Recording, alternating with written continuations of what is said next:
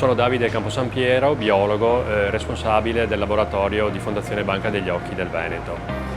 In questo laboratorio riceviamo tutti i giorni dalle 10 alle 20 cornee prelevate in Veneto e in Friuli Venezia Giulia da personale medico specializzato. Quando le cornee arrivano in questo laboratorio in contenitori speciali, particolari, vengono tutte selezionate per stabilire se sono idonee al trapianto. Nel corso degli anni l'attività del laboratorio si è evoluta assieme alla chirurgia del trapianto di cornea. Mentre un tempo in questo laboratorio ci si limitava a valutare se la cornea era adatta o no al trapianto, adesso si eseguono delle tecniche per preparare i tessuti pronti per il trapianto. Noi distribuiamo anche parti di cornea che poi verranno trapiantate dai chirurghi.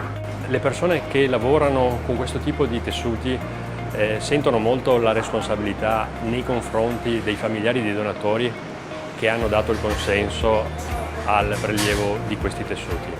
Per cui c'è la massima attenzione a tutto quello che si può fare perché il tessuto donato poi sia utile al ricevente che ha bisogno di questo tessuto per poter riprendere la vista.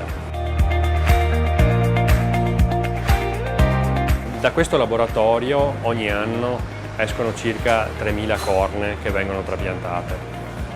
La sfida per il personale del laboratorio è di valorizzare al massimo ogni donazione di tessuto e fare in modo che il maggior numero possibile di cornee possa essere utilizzato.